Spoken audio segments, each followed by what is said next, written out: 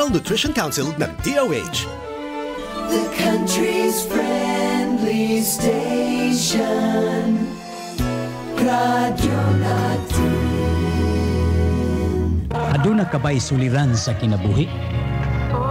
Wala ba'y kalinaw ang imong hunahuna? Buot ka bang magkaangkon o paglaom sa kinabuhing dayon? Ani ay programa sa radyo nga gimugna alang kanimo Balik sa Dios. Uban sa iyang alagad Pastor Oli Higiliena nga magasaysay kanimo sa pulong o gahom sa Dios. Hello, kumusta? Og maayong buntag kaninyong tanan mga kaigsonan. Welcome na usab ning atong tulumanon sa radyo Balik sa Dios nga inyong mabati matag Domingo gikan sa alas 6:30 hangtod sa alas 7 sa buntag dinhi lamang ning labing una og labing lanog nga radio station sa probinsya sa Biliran, 103.9 Radyo Natin FM. Again, naadlaw ron nga Domingo pitsa 25 katapusang buwan sa Domingo sa Agosto pastilan dali ara no. So next week Berna. Ngandam na punta para sa Pasko. Praise the Lord. Salamat sa iyang paghatag nato sa mga adlaw. Ug maayong pagpaminaw sa atong mga sponsor, sila si Ate Alice and Kuya Dorano, sila Louie, o bisan pa nga itong mga kaigsunan nga nagsunod ng itong programa diya sa abroad. Sila si Engineer Ansale, sila si Brother Rico, Brother Ryan, o bisan pa ang sila si Brother Dominic o si Brother Romulo Barelio. So kaninyo diha nga naa sa barko, amping mo. O bisan pa nga itong mga kaigsunan din sa atong kapupudan diha sa Sampaw, diha sa Villa Caniha, Villa Consuelo, o bisan pa diha sa bandang Mainland Leyte sa Tabuk. Okay, maayong buntag ninyo. Salamat sa successful nato nga dedication sa bata gahapon ang Estremos family. So kaninyong tanan diha maayong buntag. O padayon nga nagpasabot ang Shepherd Tutorial Center nga nag-offer sila og pagbasa o reading, writing, numeracy for nursery, kindergarten, and even elementary pupils. Una na po sila piano lesson gikan sa 7, 7 to 12 years old. So kung interesado mo, pwede mong makahatag message nga to kang Miss Calomadre o sa ilang location na mahimutang sa Castin Heights, Katsikares, Apartment 2, Basak, Atipulo at Banglang sa Libahan Machine Shop. So ngadto mo, o if you are interested to enroll your kids aning Shepherd's Tutorial Center. So salamat kayo og belated birthday greetings sa atong igsoon nga Sister Jenly Alvarado. Ug kaniyang tanan nga nagasalog sa adlong birthday ninyo o adlong tawhan, pagampo na ko nga ang Dios padayon nga magapanalangin kanin. Delight yourself in the Lord and He shall give the desires of your heart. Nay matahom nga awit alang ninyo sa dili pa ang atong mensahe.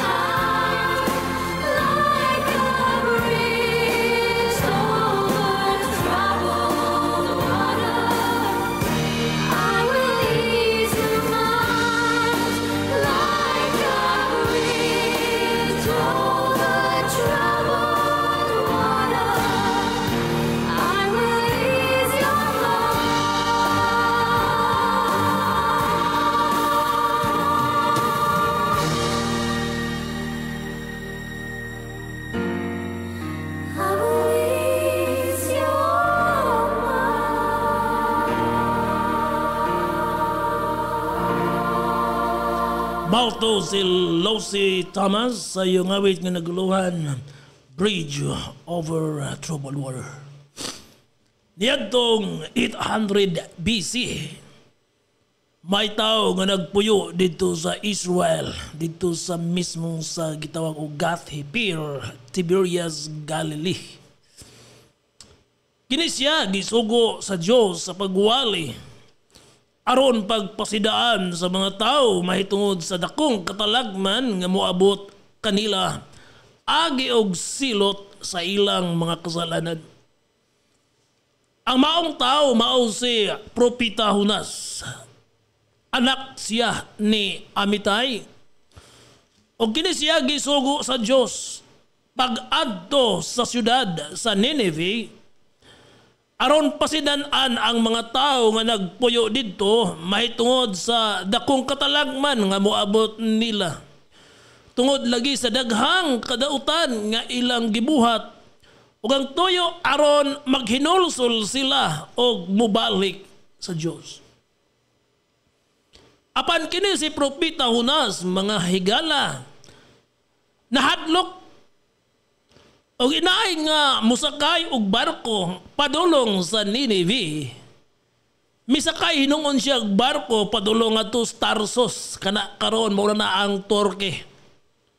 Og samtang naglawig sila sakay siya sa barko, miabot ang kusog nga bagyo og na problema dili lang siya kundi ang tibuok tripulante tanang tao sa barko.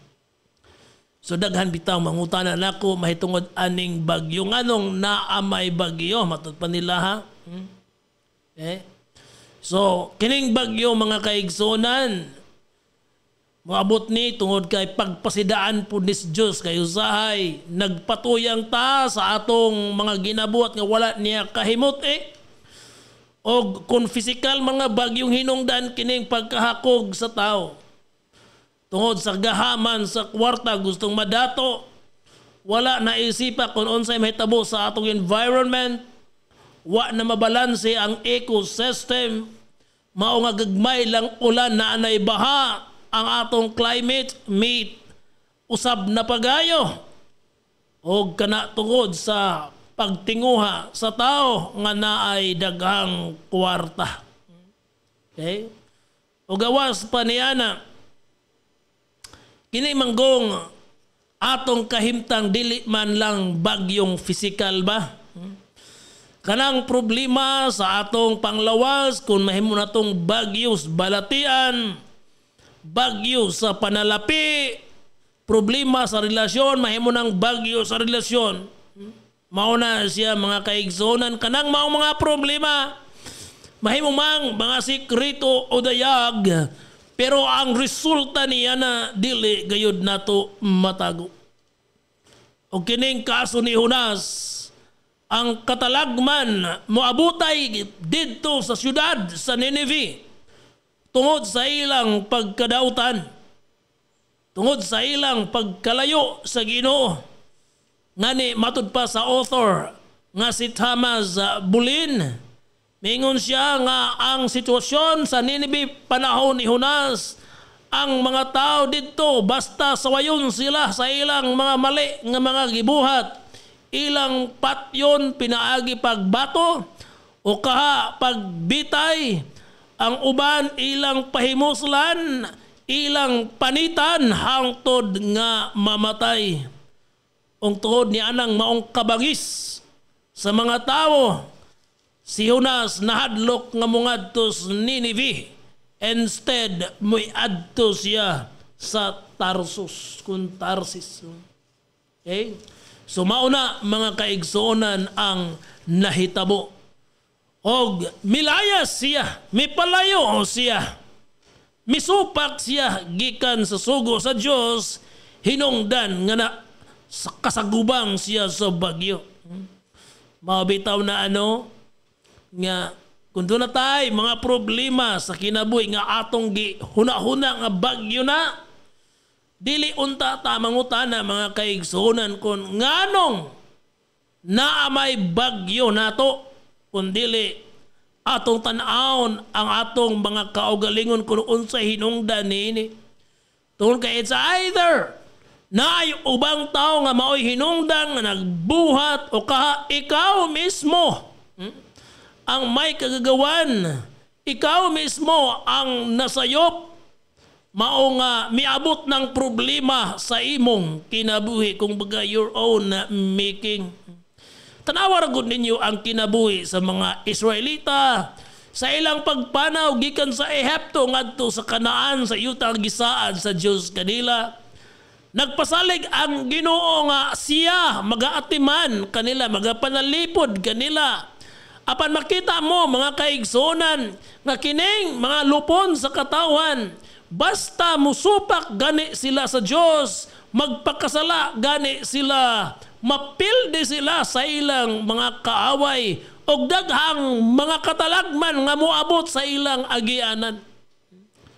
Unya sa dihang maghinulsol sila, mamaayo na pud sila, mamalik sila sa Ginoo. Now sa ilang panaw, sa ilang pagkinabuhi, duhara kadagkong sala ang danay sagad nilang gibuhat. Una, kining idolatry, kung pagsimba og mga Diyos-Diyos. Sa mga nasod nga ilang mabuntog na ay mga Diyos-Diyos, unya mutuo pod sila, kanabang mga rebolto. Kini sila mga kaigsonan, gisultian gid sila. Unang sugo sa Dios sa Exodo 20 versikulo 3 nagaingon, dili ka magbaton og laing Dios sa tubangan ko. Dili mo iyokbo ang imong kaugalingon sa mga larawan. Ka mga hinimog, mga rebolto, mga Diyos. Klaro kayo. Pero kini sila, bisag giingnan na sa Dios, naa nagasimba, nagaluhod gyapon ngadto kang Baal, ngadto kang Molok, mga Diyos-Diyos ni mga kaigsonan dito sa ilang lugar. Di ba sa atong panahon karon dinhi sa ato naasad gihapon na? Ang uban naas mga balay, naas mga altar, ang uban naas mga bungtod, ang uban naas mga kanto. Alam niyo po, dili mahimot ang Diyos ana. Masuko ang Diyos ana, mao nga abot ang katalagman. Kung maminaw ka sa pulong sa Ginoo, mabasa nato diya sa Isaiah kapitulo 42 versikulo 8 nagaingon, I am the Lord, that is my name, and my glory will I not give to another, neither my praise to the graven images. Kita mo di ana, ako ang Ginoo, niingon siya. Mauna ang akong ngalan o ang akong himaya, dili nako ihatag ngadto sa lain. Bisan pa ang akong pagdaig, di nako ihatag ngadto sa mga rebolto. Okay? Masuko ang Diyos, mga kaigsunan. Kung lain ang atong sangpiton, kung lain ang atong daigon o himayaon. Nga naman, tugi ka ng mga rebolto matod pa sa Salmo 115, doon na sila ay mga baba apan dili makasulti. Doon ay mga mata apan dili makakita. Doon ay mga talinga dili makabati. Doon ay mga kamot dili makahikap.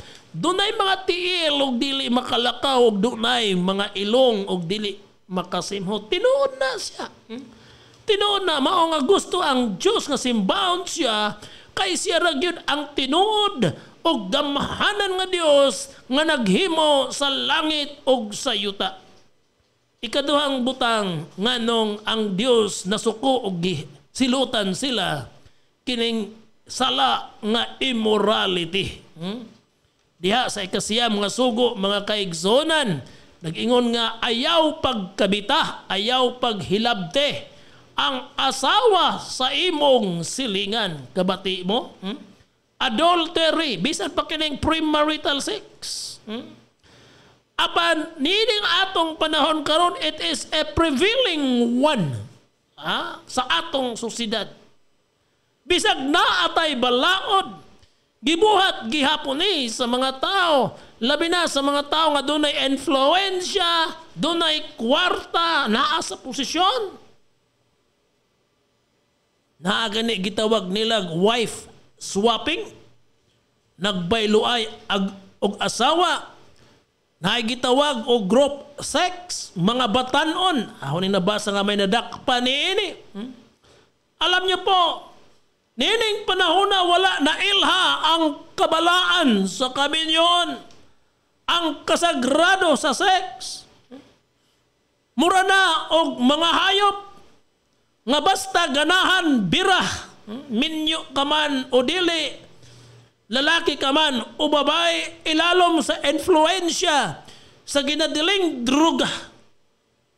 Stilang lisura, kinilang same-sex marriage karon nga naa nagaung-ong gihapon diha sa atong plenaryo. Alam niyo po, dili mo angay ang Diyos sana. Kaya ang kaminyon alang lang gyud sa lalaki o sa babae. Alang lang ginadiha, wag ilan nga naman. The purpose is to replenish the earth. Punon ang kalibutan aron pagsanay. Unya usahay pagsanay niya na. Mao nga, ang Diyos, adamantly, iyag yung gisultihan ang mga tao. Mabasa ni mo diya sa Leviticus 18:22, nagaingon ng Diyos,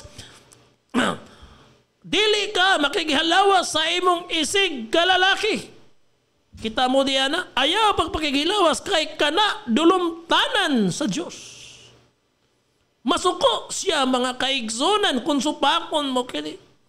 Mabitaw nga kung makabasa mo ang katalag ng mga miabot sa Sodoma o Gomora, gilaglag sila, gipaulanan sila kayo, giut-ut ang maong mga syudad. Busa, mamati ta karon. Mamati ta. Diba humanla malathala nga si Papa Francis may agree sa Civil Union?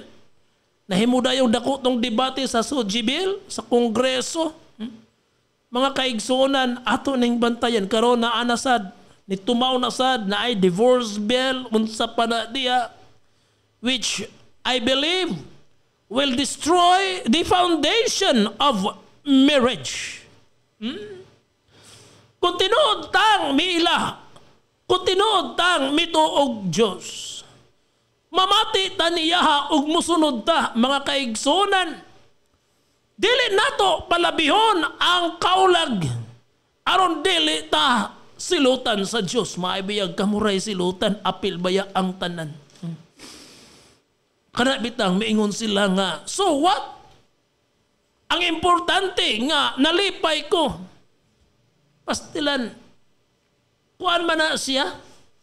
Kanang irrational man na nga klaseng pagpangrason, filosofiya. So what? Ang importante nga nalipay ko. Kanada yung mga nag-adik-adik, kaya nalipay man na sila. Kanada yung nangurap, kaya nalipay man na sila. Okay lang di ay na. Still pagkabaligtad ba ginang huna-huna. Mga bitaw nga mag-awhag ko sa atong mga kauban sa simbahan. Dili ta manundog ni Jonas, mga pastor, mga pare unsa pa na diha. Di ta mahadlok sa pagsaway. Di ta mahadlok sa pagpasidaan sa mga tao. Aron walay bagyo nga moabot sa atong mga kinabuhi. Mayong buntag mga pastor, mga pare, ministro, tanang leader sa church. Nawagan ko ninyo ha. Padayon tang mo pasidaan. Padayon tang mo may laban aning mga sala sa atong sosyedad. Kay mao kini ang mandato sa Dios sa alang kanato.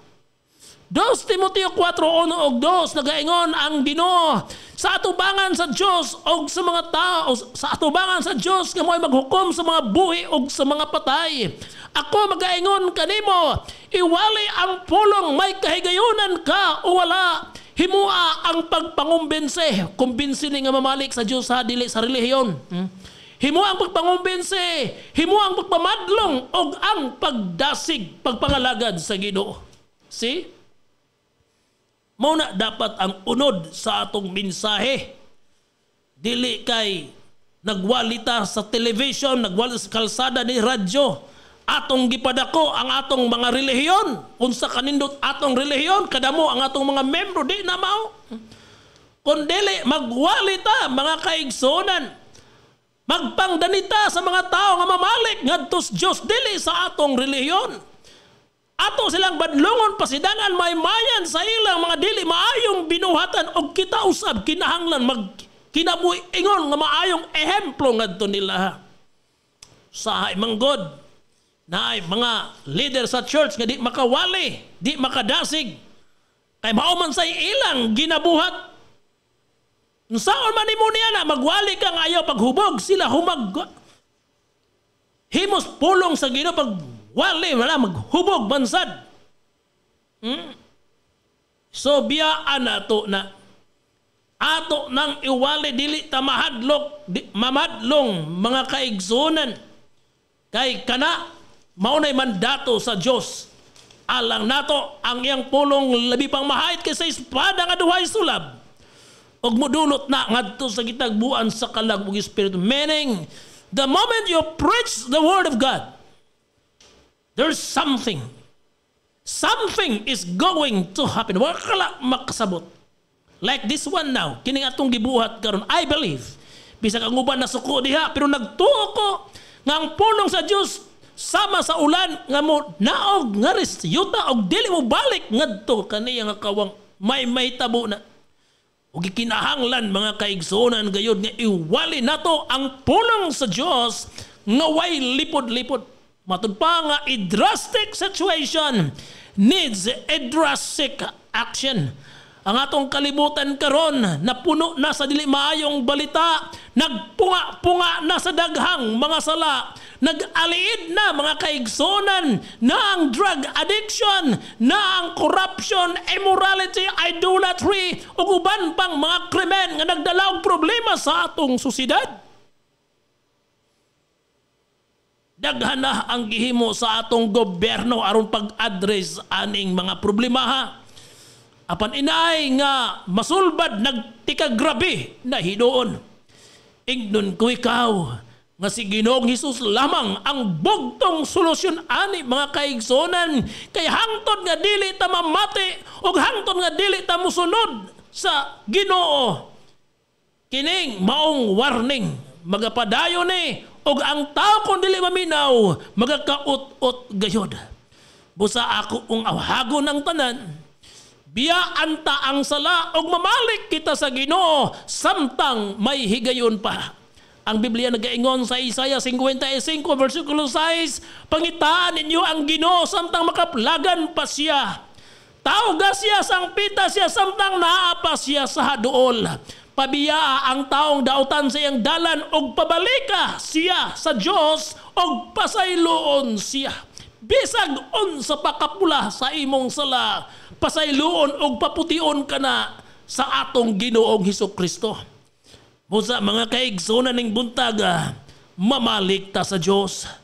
Buhaton nato ang tinuod nga pagtuo, tinuod nga pagsimba diha sa espiritu sa kamaturan ug undangon nato ang pagsalig, ang pagsangpit, pagluhod at ubangan ng mga rebolto kon mga Dios. Instead, moderetso ta simba og sangpit sa Ginoo kay siya ang tinuod nato nga Dios. Ug kita namang mga alagad sa Ginoo dili ta manundog ni Hunas nga mahadlok mawali sa pulong sa pagbadlong. Maminaw sila o dili, we are duty bound to preach the word of God, admonishing them of the coming judgment from the Lord. Dili na dugay mo balik ang Ginoo. Daghang mga gera na karon og matapos na ang kalibutan. Busa samtang may adlaw pa, may higayon pa, buhaton ta ang kabubuton sa Ginoo. Pagambo ta. Lord ning takna sa kabuntagon. Salamat o Diyos sa imong mga pulong nga naghatag namog instruction. Pagdasig. Lord, yes, ni ami sa katapusang panahon, busa di mi maglangan Ginoo. Dili mahadlok, Lord, we are to preach God, your word, admonishing the people. Salamat, Lord. Ako nagaampo sa tanang naminaw karon nga sila Ginoo makabatunog pagtug-alagaron ka. Biyaan ang dili maayong mga butang ug pagsimba Ginoo kun dili mo tutok gyud diha kadimo. Ako nagaampo sa mga political officials, Lord, ikaw magatabang nila sa amo Ginoong mga sponsor tanang naminaw bisan pa mga station. Salamat kay Lord, kanila nga nagbalatian ayuha sila uso ang ubo karon gilanat. Salamat Lord sa imong gahom nga mag-aayos sa matag usa nga naminaw. In Jesus name. Amen. Wala na ko'y panahon mga kaigsunan. Kung parahin kong ga-invite ninyo karon sa pagsimba uban namo dito sa balik sa Jesus Church at Banglang sa Evacuation Center. tunga-tunga sa barangay Agpangig, Talustusan. Hangtod sunod gayon sa mga oras ug istasyon, kini si Brother Orly mingon ninyo higugmat ang tanan sa Dios busa ato siyang alagaron sa kinasing-kasing gayod. God bless. In all the lovely things so fine and true, I see you in the beauty of the flowers and the rain. I see you between the lines of a sweet refrain. I'm so blessed, my Lord, I can see you. Even when I'm lonely and in pain, I see you in the beauty of the stars at night. I see you in my life, I feel alright.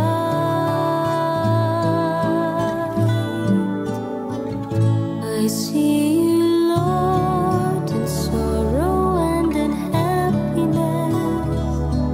I see you in the glory of sweet success.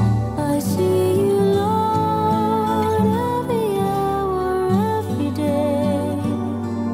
I can see you, Lord, whenever. Our town, our radio, Radio Natin. From the most trusted name in radio,